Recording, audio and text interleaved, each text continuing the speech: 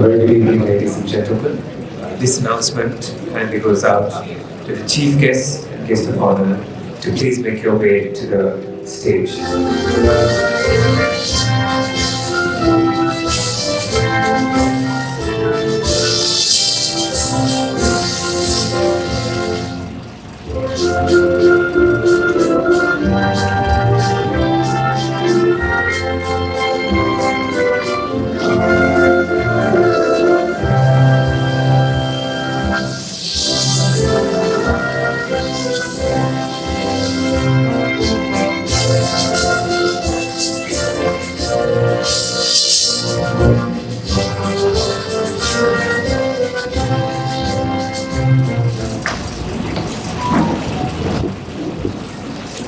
You may all be seated. In order to commence today's proceedings with the blessings of the Almighty, I next invite Al-Hafidh Al-Qari Abdullah for recitation of Qiraat. Assalamu alaikum wa rahmatullahi wa barakatuh. أعوذ بالله من الشيطان الرجيم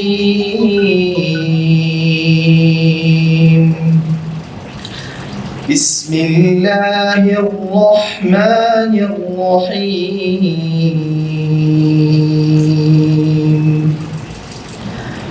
والتين والزيتون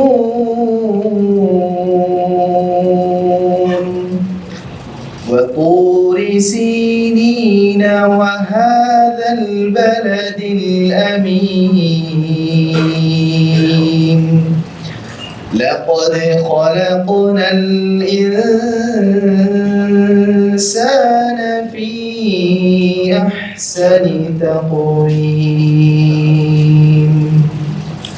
ثم رددناه أسفل سافلين إلا الذين آمنوا وعملوا الصالحات فلهم أجر غير ممنون فما يكذبك بعد بالدين أليس الله بأحكم الحاكمين صدق الله العظيم. Yet again, Assalamu alaikum wa rahmatullahi wa barakatuh. On behalf of the All Ceylon Union and Muslim League Youth Front, I extend a heartfelt welcome to each and every one of you gathered here today to commemorate this Founders' Day. Established in 1998, the All Ceylon Union of Muslim League Youth Fronts was founded with clear and noble objectives: to preserve and promote the Muslim way of life, strengthen Muslim solidarity and brotherhood, uphold Islamic culture, and foster intercommunal amity and political harmony. Moreover, the Union seeks to cultivate a spirit of understanding and fellowship among Sri Lankans and its diverse communities. Whilst encouraging good citizenship, these principles continue to guide our journey to this day. To officially welcome you all to this special occasion, I now have the honor of inviting the National President of the All Ceylon Union of Muslim League Youth Fronts, Mr. M.N.M. Sham Nawaz, to deliver the welcome address. Good evening to everyone. Assalamu alaikum wa rahmatullahi wa barakatuh. Today, we gather with immense pride and joy to celebrate a momentous occasion, the Founders' Day of the All Ceylon Union of Muslim League Youth Fronts. It is a day to remember our roots, honor our founders, and reaffirm our commitment to the ideals upon which this esteemed organization was built. I extend a very warm welcome to each and every one of you present here today. Your presence is a testament to the enduring spirit of our organization and the strong bonds that unite us. We are privileged to have with us today Deshamanya Karu Jayasuriya, the former Speaker of the Parliament. Your presence, sir, adds immense prestige to this occasion. We thank you for honoring us with your valuable time. A special welcome is extended to our distinguished guest speaker, Dr. Dayan Jayatilaka, an academic, writer, and the former permanent representative of Sri Lanka to the United Nations in Geneva, who will be speaking on the topic of unveiling justice, how the Palestinian context highlights global challenges for institutions and smaller nations. Your insights and wisdom are highly valued, and we are privileged to have you with us here today, sir. We also extend our heartfelt welcome to the venerable members of Buddhist Sangha, the reverend members of the church, the Hindu dignitaries, and the Islamic scholars, ulamas. The importance of interfaith harmony and cooperation, values that are deeply ingrained in our organization's ethos. A special welcome is extended to the ambassadors and the high commissioners representing all the esteemed countries present here today. Your presence signifies the global connections and solidarity that we strive to foster. Today's event also includes the presentation of the book Mati Sabbe Haras Upahar, a collection of speeches of condolence expressed in Parliament regarding on the passing of our late founder, Deshamanya Alhaj M.A. Bakir Maka, a founder of the All Ceylon Union of Muslim League Youth Fronts. We are honored to have with us the individual who contributed to this publication and the spirit of collaboration it represents. We also extend our gratitude to and welcome to Mr. Imtizam Mezan Mohideen, who support us sponsoring toward the publication of this book. As we celebrate our Founders' Day, it is important to reflect on the journey of All Ceylon Union of Muslim League Youth Fronts. The video presentation scheduled will take us through our history and the various projects undertaken, highlighting the dedication and hard work of those who came before us.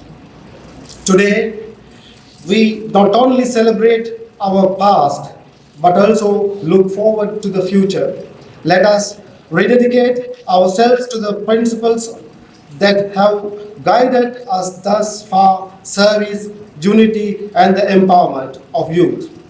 Let us work together to build a stronger, more inclusive, and more prosperous Sri Lanka for all. Thank you once again for joining us on this special day. I trust that the proceedings will be both enjoyable and meaningful, inshallah. Assalamu alaikum. Extend our thanks to the National President of the All Ceylon Union of Muslim League Youth Fronts, Mr. M.N.M. Sham Nawaz, for delivering the welcome address. Our union's vision also encompasses active engagement in religious, political, cultural, educational, recreational, and social welfare initiatives that benefit the Muslim community across Sri Lanka. As we celebrate Founders' Day, it is not only fitting that we remember and honor our pioneers who laid the foundation for this movement. Let us take a moment to look back on their legacy. Thereby, I kindly request your attention to the screen for a short commemorative presentation. ශාරුණිය හෙට දවසේ නායකයෝ යන්න පැරණි කියමනක්. එම කියමන අසත්‍යයක් බවට පසක් කරමින් සමස්ත ලංකා මුස්ලිම් league තරුණ පෙරමුණු සම්මේලනය තරුණ ප්‍රජාවේ නායකයින් බිහි කර තරුණ ප්‍රජාවේ නායකයින් බිහි කර අගමන විට සමාජය මෙහෙයවීමට පවා සමත්ව තිබෙනවා. අද මෙම විශ්මිත බව බිහි කළ එහි පුරෝගාමීන් අපි ආඩම්බරයෙන් සිහිපත් කරනවා. මුස්ලිම් ලීගය පිහිටුවන ලද්දේ ශ්‍රී ලංකාවේ නිදහස් සටනේ සමාජිකයෙකු ලෙස මුස්ලිම් ප්‍රජාවට ආඩම්බර විය හැකි ආචාර්ය ටී.පී. චයාවසනි සමස්ත ලංකා මුස්ලිම් ලීග් තරුණ පෙරමුණු සම්මේලනයේ පිහිටුවනු ලැබුවේ මුස්ලිම් ලීග්හි නායකයෙකු වන ජබීර් ඒ කාදර්ගේ කාලයේදී. හිටපු කථානායක දේශමාන්‍ය වාකිල් මාකර් එහි ආරම්භක නිර්මාතෘවරයා වුණා. එකමුතුකම සේවය සහ සංවර්ධනය තේමා කරගනිමින් ගොඩනැගුණු සංගමයේ සාර්ථකත්වයට එකතුවන අතර අප හැරගිය අය අද අපි භක්තියෙන් සිහිපත් කරනවා. අපගේ නිර්මාතෘ දිනයේදී අපි ඔවුන් සියලු දෙනාම අපේ හදවත්වලින්ම අනුස්මරණය කරනවා. සමස්ත ලංකා මුස්ලිම් ලීග් තරුණ පෙරමුණු සම්මේලනය යනු නායකයින් බිහි කරන තෝතැන්නක්. First of all, I want to thank the All Ceylon Union and Muslim League Youth France for the honor of this invitation. I was very pleased to accept this, in particular because of the fact that this is a youth front. විශේෂයෙන්ම දේශපාලන නායකයින් රැසක් එයින් රටට දායාද කර තිබෙනවා. එය හිටපු කථානායක දේශමාන්‍ය එම්.ඒ. බාකිර් මාකර්ගෙන් ආරම්භ වී වර්තමානයේ ඉම්තියාස් බාකිර් මාකර් දක්වාම පැමිණ තිබෙනවා.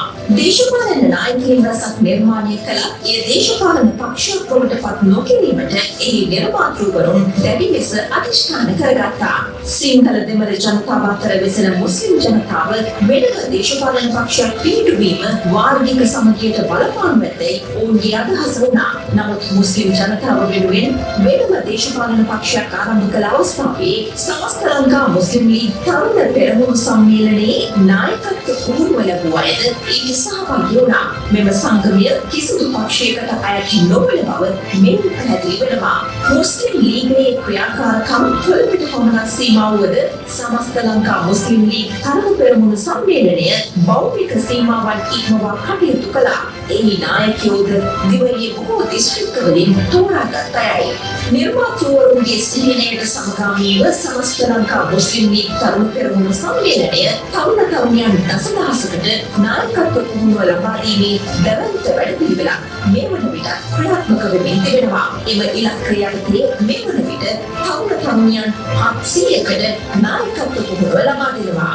සමස්ත ලංකා මුස්ලිම් ලීග් තරුණ පෙරමුණු සම්මේලනයේ නිර්මාතෘවරුන්ගේ සිහින අද දක්වාම ඉටු කරමින් තිබෙනවා. ඉදිරි කාලවලදී ජාතිය ඉදිරියට ගෙන යා හැකි දූරදර්ශී නායකින් බිහි කරන බවට පූර්ණ විශ්වාසයකින් යුතුව මෙම සම්මේලනය ඉදිරියට ගමන් කරමින් සිටිනවා. We now arrive at a pivotal moment in our agenda, the keynote address on the topic Unveiling Justice, how the Palestinian context highlights global challenges for institutions and smaller nations. Our keynote speaker this evening is a distinguished diplomat whose remarkable service record speaks for itself. He is the former permanent representative of Sri Lanka to the United Nations in Geneva and held numerous prestigious positions, including chairman of the International Labour Organization's governing body in 2000 and 2008, vice president of the United Nations Human Rights Council in 2007 and 2008, coordinator of the Asian group at the UNCTAD. Notably, he played a vital role in defending Sri Lanka at the UNHRC during a crucial time in our nation's history. Ladies and gentlemen, please welcome Dr. Jayanda Tilaka to deliver his address. Thank you. Good evening, Reverend Sirs, members of the diplomatic corps, ladies and gentlemen. If I may start on a personal note, the young gentleman who introduced me spoke about my diplomatic career. One of the things I'm proudest about my stint as a diplomat, I'm not a career diplomat, but I have served in 3 places. One of the things I'm proudest about is that I was one of the ambassadors who was in Paris at UNESCO in 2011 when we faced down a warning delivered personally to us by US Secretary of State Hillary Clinton, who flew in from Washington, D.C.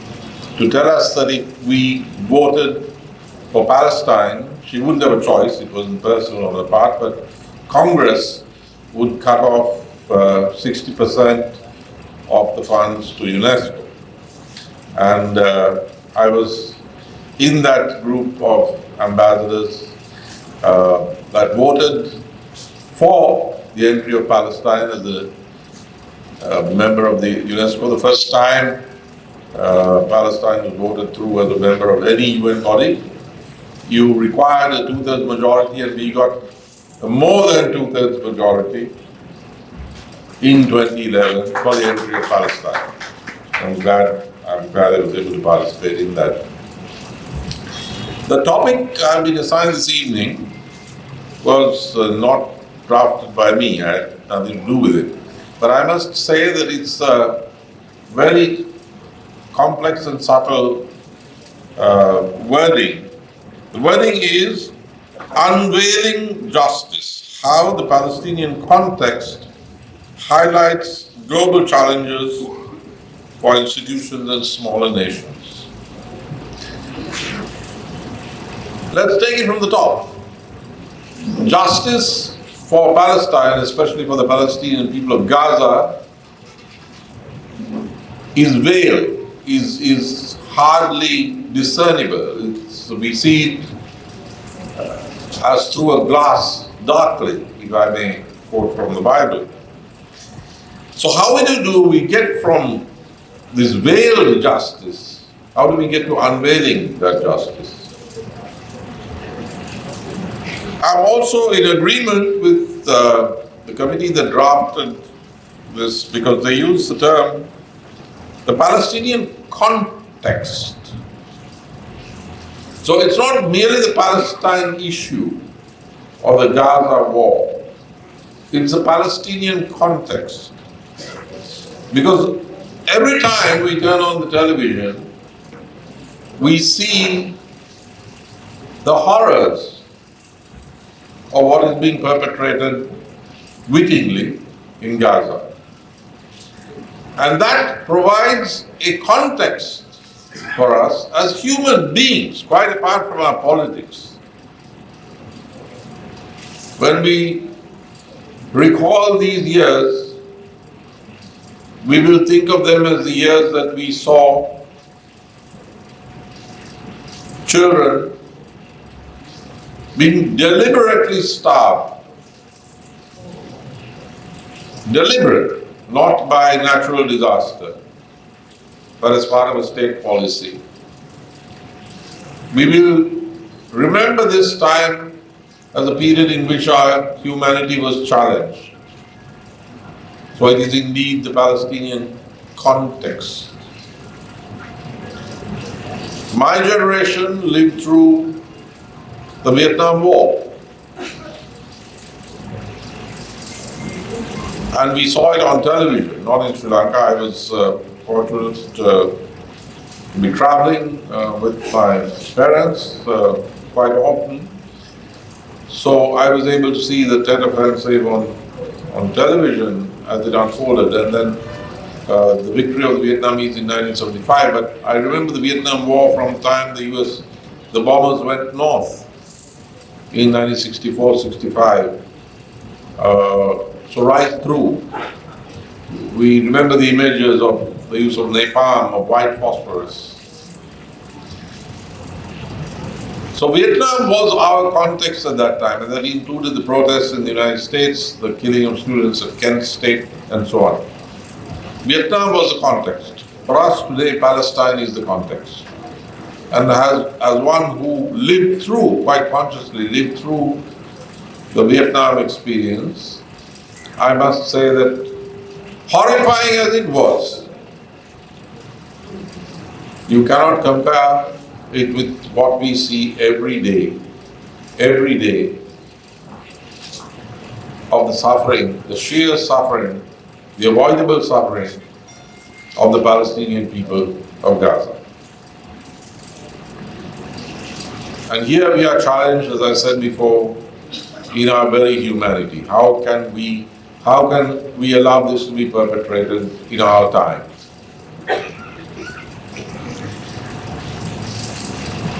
The topic also talks about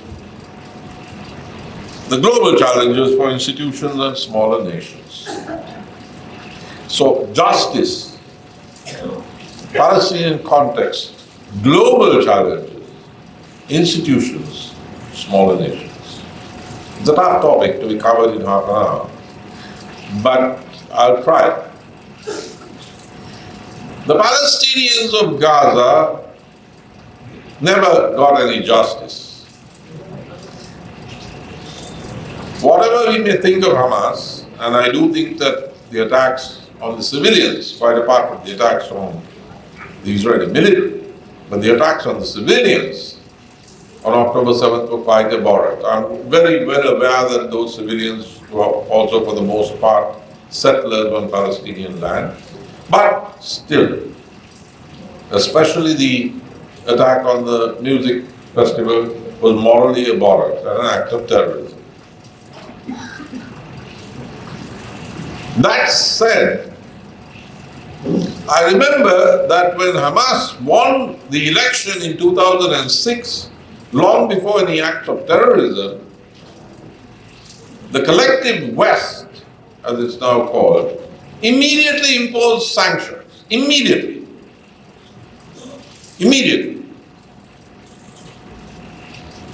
And as I was just become an ambassador at that time, and I was horrified. And we had fought the terrorist movement and we had defeated it, but the injustice involved in a preemptive strike, in an immediate sanctioning.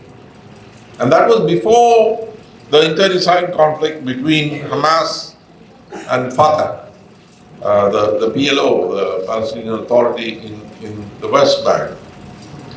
There was violence, there were even killings. But from the get-go, Gaza was under sanctions, European sanctions. The same Europe that is now debating as we speak on whether or not to review the market access given to Israel. They're reviewing, they're wondering whether to review it. And I hope they do, and I hope they take a strong line. I'm happy that they're at least discussing it. But there was no such protracted process when sanctions were imposed, simply because the Palestinian people in Gaza had voted for Hamas over the Palestine Authority, over Fatah. Unlike the people in the West Bank. I mean, that's democracy. So, there was no justice, no fair play from the get-go. And I'm not even talking about justice for Hamas, I'm talking about justice for the people of Gaza. Now, once October 7th took place, and we know the context, we are very familiar with how the occupation is the principal reality. That does not justify each and every reaction to the occupation. But no discussion can take place without understanding that the overarching context is that of the occupation. But even after October 7th, things need not have come to the point that we are watching on television now, because there was another option. And I'm not talking about a pacifistic option. The United States of America presented the government of Israel with another way to go. The Biden administration, which has been faulted and quite rightly for being overindulgent towards Israel, however, made the effort in the immediate aftermath of October 7th. They sent in a top military team to try to ensure that the understandable and one might even say justifiable reaction of the State of Israel would be an anti-terrorist response. And the United States was willing to assist. It had also much experience after mistakes it had made in Afghanistan and in Iraq. It had also evolved certain methods of dealing with this problem.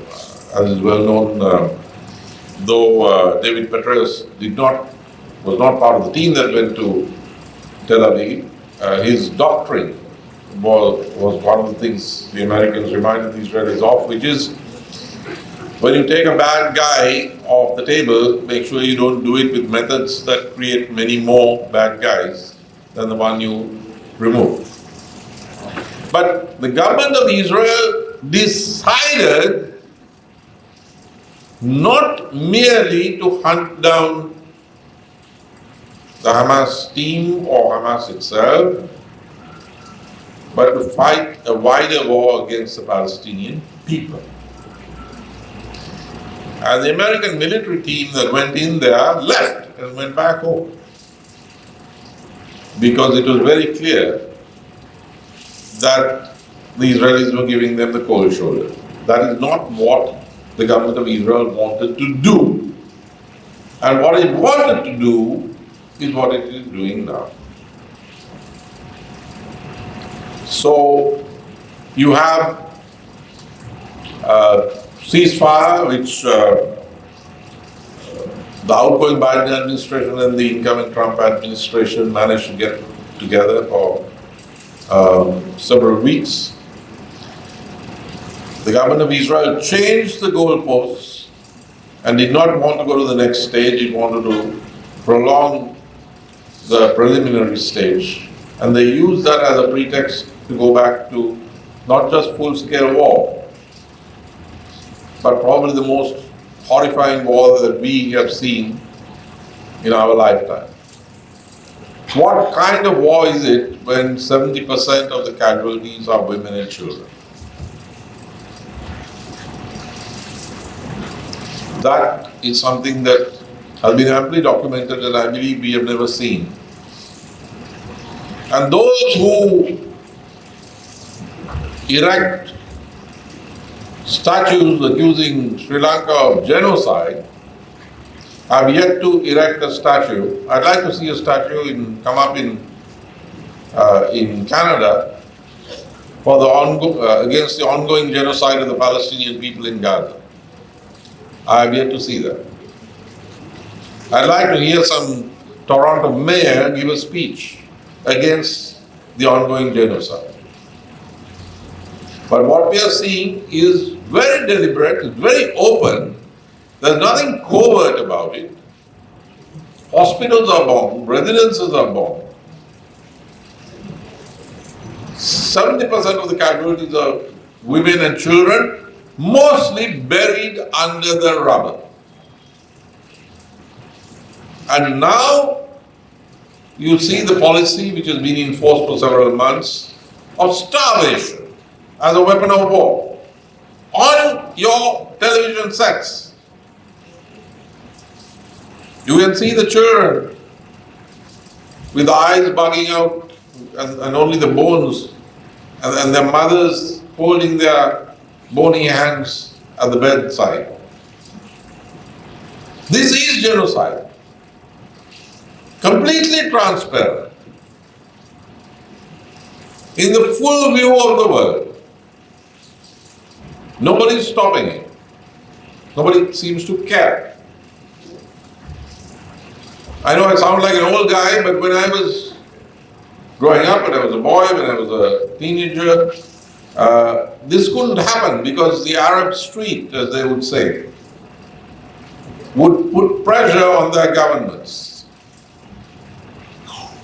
But there doesn't seem to be any such pressure, certainly not in the Gulf. And I don't see that happening in the Arab countries either. What we have seen is not just the genocide in Gaza, but also the bombing of Lebanon, where despite the fact that the Hezbollah was negotiating, Hassan Nasrallah was assassinated. And Hezbollah, if Hezbollah made any mistake, it was in trusting in their strategy that if they adopted restraint, good sense would prevail. They didn't understand that Netanyahu's government wanted to destroy them because they were an obstacle. And they were destroyed. And Lebanon, Beirut was bombed. And now Syria finds that though the Assad government is no more, Israel has occupied large parts of it, of the country.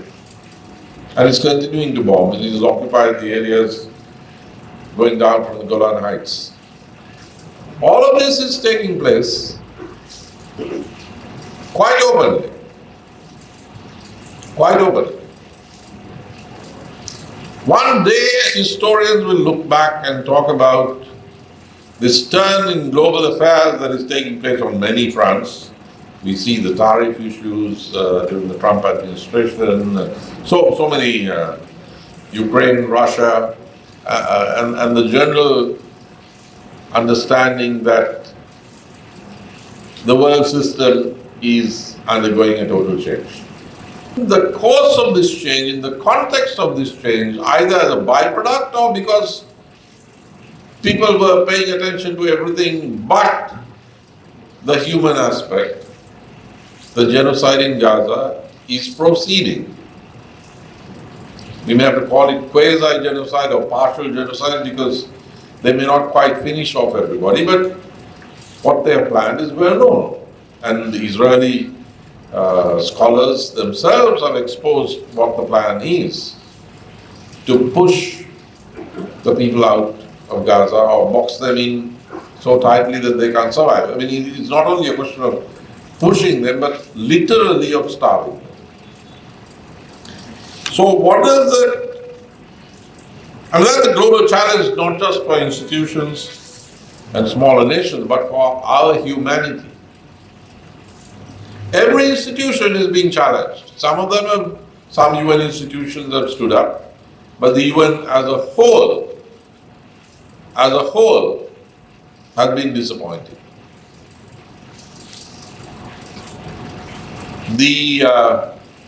We can see the alacrity with which the West responds in the case of Ukraine. One can understand that, and I don't want to take sides here, but let's face it, Ukraine is a war in which there are two sides. On the one hand, there's Ukraine backed by NATO, and on the other hand, there's Russia. But there aren't two conventional armies or two states fighting in Gaza. In Ukraine, 70% of the casualties on neither side are women and children. By the way, of those suffering the effects of the famine, and famine is what we are seeing in Gaza, 90% are children. Children. But that has not evoked the kind of, anything like the kind of international response in any of the institutions that the Ukraine crisis has. Now, if I may briefly wear my political scientist hat, I would guess that someday when all of us, especially the historians, write about the transformation of the world system these years, which is being talked about, one of the things that will be talked about is the loss of the moral high ground by the institutions. It happened with World War I, it happened with World War II, it has happened in modern history. where the institutions that were supposed to hold the line against barbarism did not. And philosophers, certainly after World War II, spent their time on trying to understand how this happened. How could you have the Holocaust? How could you have the World War? What happened to humanity? I think that that is going to happen when we look back on the times that we are living in. So that will contribute, though people think that let's get on with the major stuff like Ukraine and tariffs and so on, let the Gazans bleed to death or starve to death. We will see how the loss of morality or basic humanity on the part of those who could have stopped it. We really can't, but those who could have stopped it, how that eventually feeds in to the direction and uncontrollability of the changes that we are seeing in the world system today. Now, to come to a close, smaller nations, well, if Israel can do that to us, it can happen to other places. And that's why if we don't fight for basic humanity in Gaza and stand up and at least shout about it, it may happen to you. But mercifully, since those of us who belong to small nations still have states which have not been shattered by outside intervention, we have more options than the poor people of Gaza. But this has implications for us all. Now, how do we then get out of this darkest of labyrinths? What are the lights that we can see?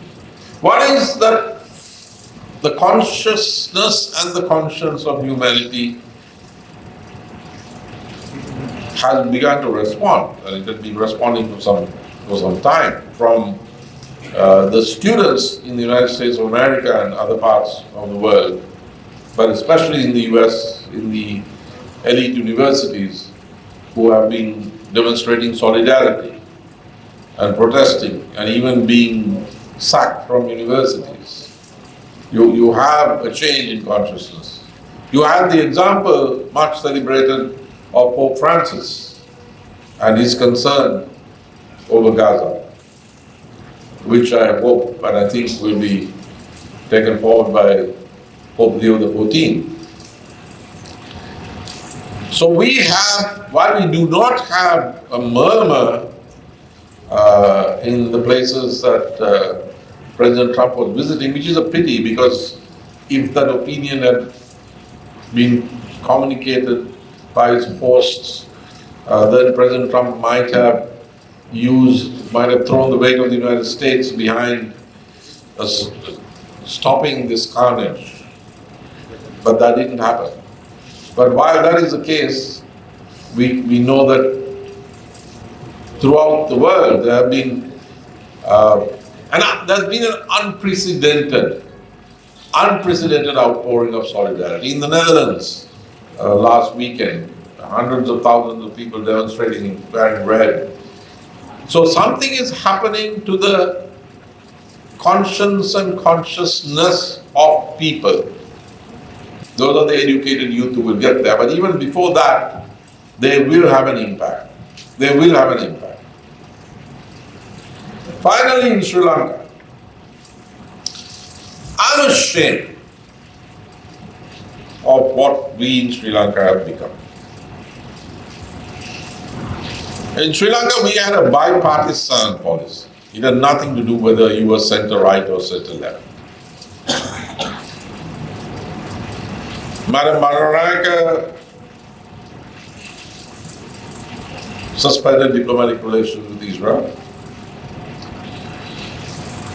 Though President Jayawardena even had Israeli military advisors, here in the 80s, it must be remembered that when the PLO proclaimed a government in exile, President Jayawardena of Sri Lanka was one of the first countries to recognize it. And during the presidency of Ranasinghe Premadasa, whom I'm proud to have worked closely with, and my friend Imtiaz Bakir Maka was one of his young deputy ministers, Sri Lanka not only shut down the Israeli interest section, but when President George Bush Sr., redeeming a promise, I must say, that the United States made in the UN General Assembly in 1975, returned to the UNGA and sought and obtained the repeal of the Zionism is a form of racism resolution. Sri Lanka was one of the 25 countries that voted against that repeal. Now, it wasn't, a left-wing government. Of the 25, of course, most of the countries belonged to the Organization of the Islamic Conference. The others were ruled by communist parties, and Sri Lanka was the only country that was neither ruled by a communist party nor an Islamic state that voted against the repeal. And President Mahinda Rajapaksa, who belonged to the rival party, was very strongly pro-Palestinian, as we know. And I was very happy to have been able to work closely with him as well. Now, we had this bipartisan consensus. But now,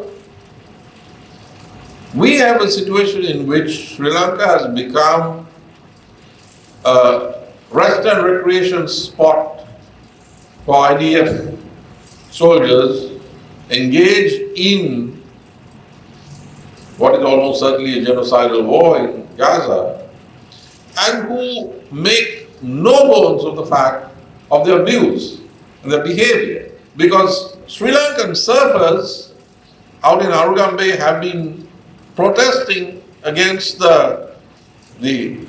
it's almost an occupied territory, according to them, according to young Sri Lankan surfers who've been speaking out on this. And there's even an award-winning movie about how some IDF soldiers came for sort of therapy after one of their comrades had been killed in a battle in, of all places, Syria. And there's a movie called Arugambe. And that's what Sri Lanka has become under the previous administration, I must say, of unelected President Ranil Wickremesinghe and his Minister Manushanara Kara, continued by the present government of President Anwar Kumar Dissanayake and Foreign Minister Vijay Hera. We have chabad houses in a country where there's never been a Jewish population. Chabad houses are not mere synagogues. They belong to a particularly right-wing, ultra-Zionist religious offshoot. And they're provided security by the Sri Lankan state. So what are we going to do about that? I'm a Democrat, and I think that we should go back to the way we were in the 70s and the 80s, where the politicians, especially the Muslim community, the political leadership of the Muslim community is too silent on this issue, including in Parliament. In previous decades, it is the pressure from the democratic Muslim leadership on the major political parties of the day and the mobilization of voter opinion that helped the leaders who were themselves oriented towards Palestine to take the stance they did. But today we see none of that. There is silence. So I will conclude by urging, by pleading that within the Muslim community, pressure should be brought to bear on the mainstream political parties, leaders, and parliamentarians to ensure that we, Sri Lanka, do not abandon our tradition of solidarity with Palestine, and that we stand up and are counted as having done our duty as fellow human beings at this time of the torment of the people, the Palestinian people of Gaza. Thank you.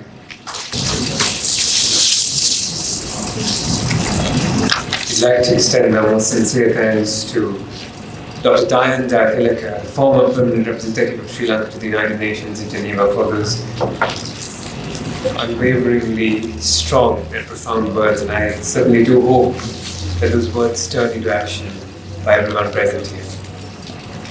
Ladies and gentlemen, we are now honored to witness the launch of a commemorative publication that is going to be the highlight of today's ceremony. Matisabe Upahar, a heartfelt tribute to the late Deshmanya M.A. Bakir Markar, former Speaker of the Parliament of Sri Lanka. Mr. Bakir Markar's distinguished political journey began in 1947 with his election to the Birwala Urban Council, where he later served as chairman. In 1950, he became the mayor of Birwala and played a key role in uniting its east and west municipalities. He was also the first to propose the adoption of the Sinhala as the official language within the council. He served as Speaker of Parliament from 21st September 1978 to 30th August 1983, becoming both the last Speaker of the old Parliament and the first Speaker of the newly constituted Parliament of Sri Jawaharlal. Beyond politics, Mr. Bakir Markar was deeply committed to community service. He was the founder, president of the All Ceylon Union of Muslim League Youth Fronts, vice president of the All Ceylon Muslim League, and chairman of the Birwala Maradan Mosque, Jamal, until his passing. Matisabe Upahara compiles the condolences expressed in the Parliament upon his demise. It is significant to note that while parliamentary tributes are typically observed for a single day, Mr. Bakir Markar was honoured over 2 days, a rare gesture reflecting the immense respect he commanded across the political spectrum. Members of Parliament from both government and opposition, representing all ethnicities and religions, paid tribute to the late Speaker. Their heartfelt condolences were expressed without any political, racial or religious bias, underscoring his enduring legacy as a unifying figure in Sri Lankan public life. I now kindly invite Mr. Harris Fernando, former Deputy Principal of Royal College, who undertook the commendable task of collecting all the relevant Hansard reports and combining them into this, present our dignitaries with the copies.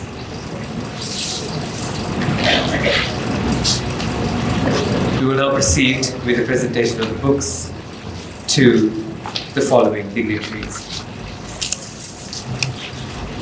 Reverend Amagasmule Punaratna Pero,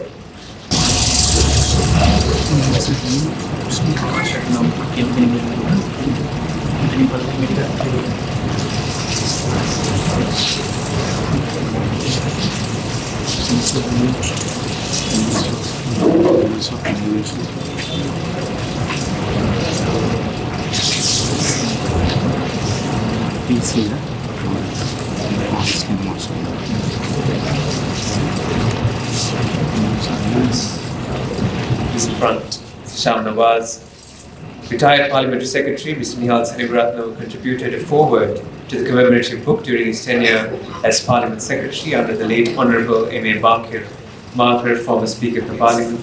Mr. Imtiaz Bakir Markar, representing the family of the late Honourable Alhaj M.A. Bakir Markar, Jiri Samarkon, who designed the cover of the commemorative book.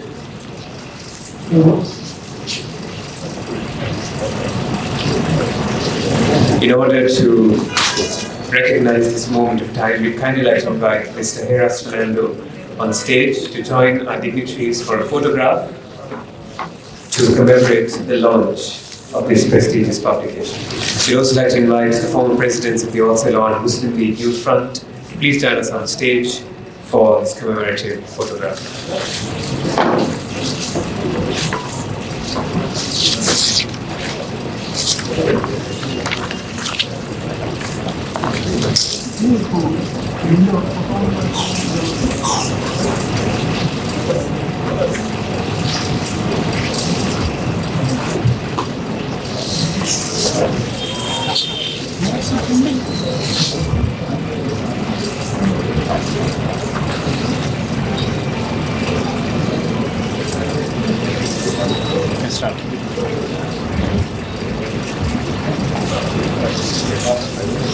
Thank you very much, ladies and gentlemen, for your attention.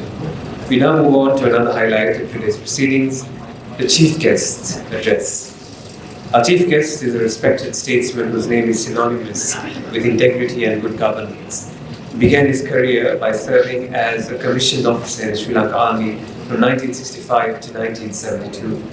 After transitioning to the private sector, he went on to serve in several leading corporate and professional roles, including as chairman of the National Chamber of Commerce and director of the Export Development Board. He was conferred the title Sri Lanka Abhimanya in recognition of his contributions to Sri Lanka's export industry. In 1992, he was appointed Sri Lanka's ambassador to Germany with concurrent accreditation to Austria and Switzerland. In 1994, he entered politics, later becoming the 23rd mayor of Colombo, where his visionary leadership transformed the city and earned it recognition as one of the best managed cities in the SAARC region.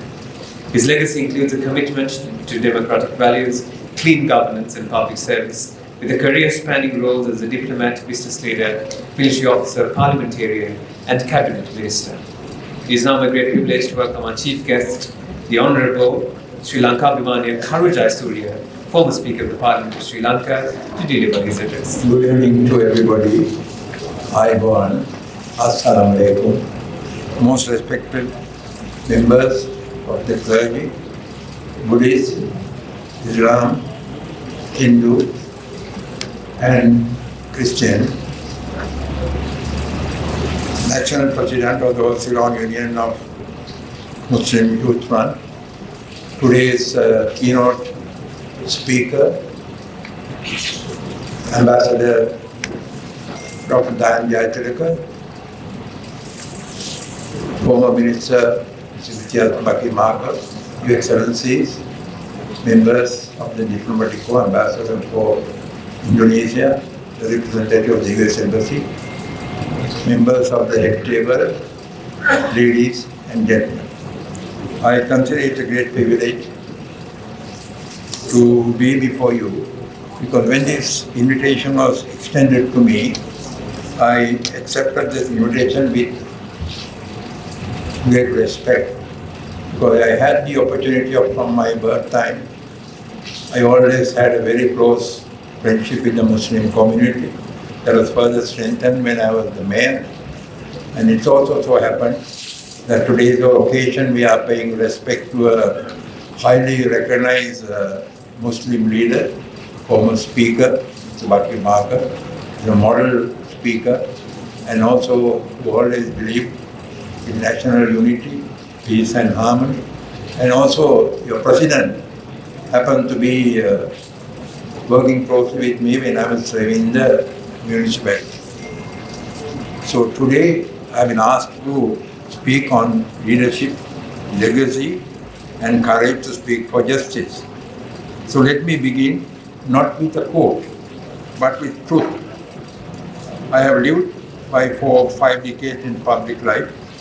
Leadership is not about holding power. It is about standing up when others sit down.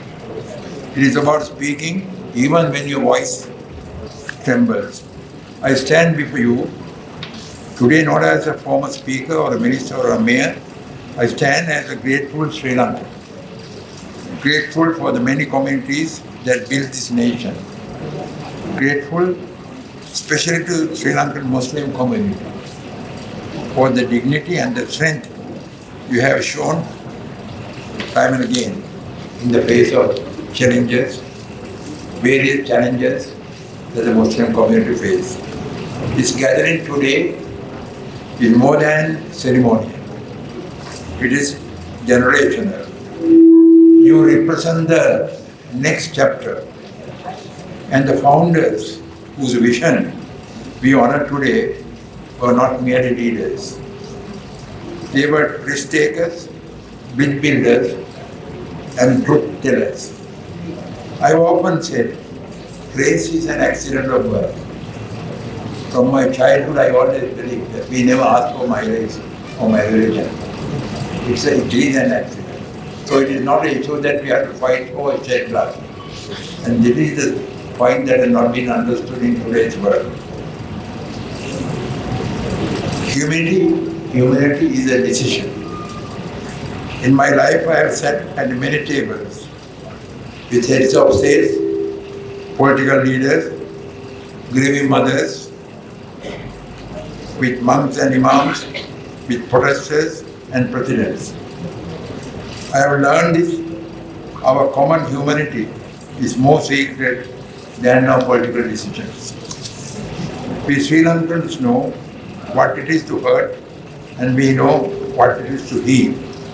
I still remember standing in Parliament after the Easter Sunday attack, heartbroken, not as a politician, but as a father. And I remember the extraordinary restraint and compassion shown by many Muslim leaders at that moment. That is what national unity looks like, not words, but conduct. And I will never forget that Muslim leaders were among the earliest patriots in our independence movement. They joined hands with Sinhala leaders and the Tamil leaders, and it was possible for us to jointly ask for independence. In other countries, we have to shed blood to get independence. Because of our unity, we were able to get that without much bloodshed, without sacrificing life. That's probably the reason why people don't realize the value of the independence that we are enjoying today.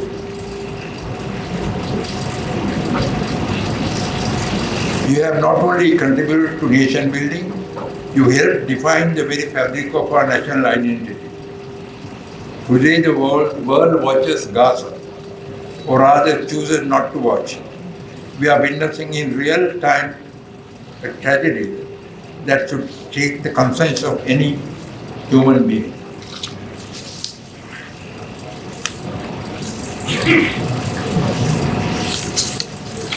Let me be clear.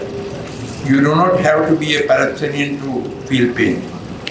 You do not have to be a Muslim to condemn injustice.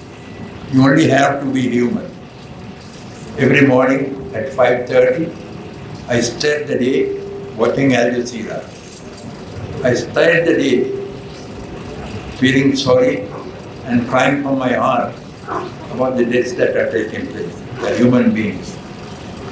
What is most dangerous is not only the destruction, but the silence of those who should speak. The erosion of empathy, the normalization of humanity. I fear the world is not only losing life, it is also losing moral compass. As a small nation, Sri Lankans have always believed in standing on the side of the justice. Even when we do so alone, our voice may be small, but it must be principled. And to you, the young leaders in this room, I say, do not let your voice be silenced by distance or by fear. In my time as Speaker of Parliament, I faced moments of immense political pressure, threats, isolation, and even betrayal. But I chose to uphold the Constitution, not convenience. I chose country over party. That was not bravery, but it was my duty. When I stepped into public life, I never imagined I would preside over some of the most turbulent times in our democracy. But I have no regrets, because I believe that integrity always outlasts popularity. And you too will face such moments in your careers, your activism, your communities, moments where you must choose comfort or conscience. Choose conscience, that's my advice. This your union was born because a group of young Muslims didn't want to wait for permission to lead. They acted, they built, they questioned, and they did so with respect, discipline, and vision. You must do the same.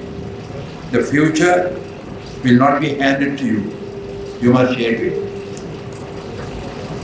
But remember, anger is easy, action is harder, social media is loud, real leadership is quiet and sustained. You must listen more than you speak and act more than you post. Sri Lanka needs you not as passengers but as pilots. In closing, let me end with a reflection, not a conclusion. When I was a young man, I joined the army. That was in 1965. Just after unsuccessful coup, realized that we had 2 unsuccessful coups. I joined in the 65 for a short time. That was when the country was a national uncertainty. I have since served the public life for 40 years in several positions. And I can tell you with all my heart, there is no greater honor than to serve one's people with honesty, with your hands clean. No greater joy than to see young leaders rise. And no greater strength than to stand united even in the darkest times. As a Buddhist, I hold dear the teaching that hatred does not cease by hatred, but only by love. This is eternal law.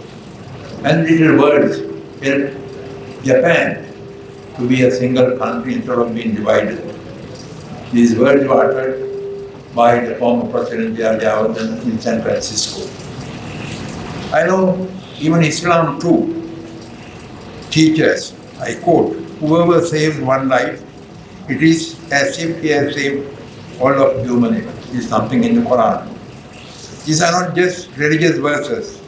They are shared human values, and they must be the foundation of the country we build together.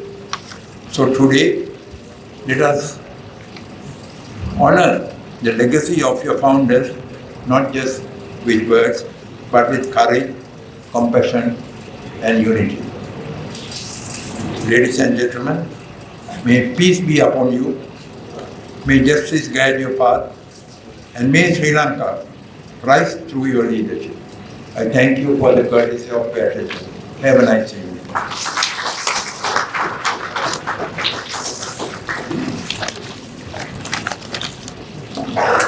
We'd like to extend our sincere thanks to Sri Lanka Vimania Karutaisuri, former Speaker of Sri Lanka's Parliament, for his inspiring words. Ladies and gentlemen, as we draw to a close of today's event, we next have the vote of thanks by Z. Ahmad Farhan, the Acting Secretary General of the All Ceylon Union of Muslim League Youth Fronts.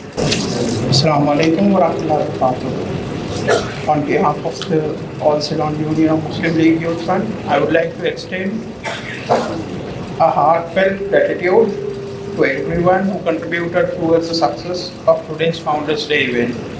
First and foremost, I would like to express our sincere appreciation to our chief guest, Deshmani Karutaisuri, former Speaker of Sri Lanka, for your valuable presence and sharing your valuable insight with us. Our deepest thanks to our distinguished guest, Dr. Dayanjaya Tilaka, for enlightening and thought-provoking lecture on unveiling justice, how the Palestinian context highlights global challenges for institutions and smaller nations. Your words have undoubtedly enriched our understanding and inspired us to reflect on these critical issues. Our gratitude extends to Reverend Ambagas Mulle Punyaratna Thero, Father Philip Bandara, Vinayagam Kurukal, Sheikh Falil, Sheikh Firdaus Manbai, for their participation and for symbolizing the spirit of interfaith harmony that is so vital to our society. We also thank to our ambassadors, high commissioners, representing all embassies and high commissioner presence for their solidarity and support. A special thank you to Mr. Heiras Fernando for your efforts in compiling the book Metsabe Upahara, which captures an important part of our history.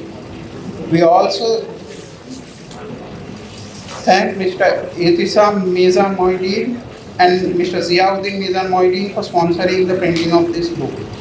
I would also like to thank Mr. M.N.M. Sham Nawaz, the National President of All Ceylon Union of Muslim League Youth Front, for his leadership and vision in organizing this event. Finally, I extend my sincere appreciation to the past presidents and the members of all Ceylon Union of Muslim League Youth Fronts and the organizing committee and the volunteers who worked tirelessly behind the scenes to make this event a success. Thank you once again for all of your presence, which made today's Founders Day a memorable and a meaningful event. Assalamu alaikum wa rahmatullahi wa barakatuh.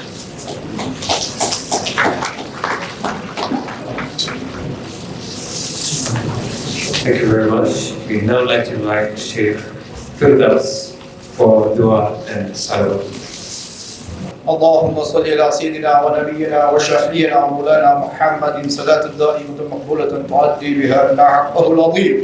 لا إله إلا الله الحليم الكريم سبحان الله رب العرش العظيم والحمد لله رب العالمين. نسألك موجبات رحمتك وعزائم مغفرتك والغنيمة من كل بر والسلامة من كل اسم لا تدع لنا ذنبا إلا غفرته ولا هما إلا فرجته ولا حاجة هي قربا إلا قضيتها يا أرحم الراحمين يا أرحم الراحمين. اللهم اغفر لنا ذنوبنا وخطايانا كلها يا رب العالمين. اللهم إنا نجعلك في نهورهم ونعوذ بك من شرورهم. اللهم إنا نجعلك في نهورهم ونعوذ بك من شرورهم. وصلى الله تعالى على خير خلقه سيدنا محمد وآله وصحبه أجمعين والحمد لله رب العالمين. صلى الله على محمد صلى الله عليه وسلم. صلى الله على محمد صلى الله عليه وسلم. صلى الله على محمد يا ربي صل وسلم. سبحانك اللهم وبحمدك أشهد أن لا إله إلا أنت أستغفرك وأتوب إليك.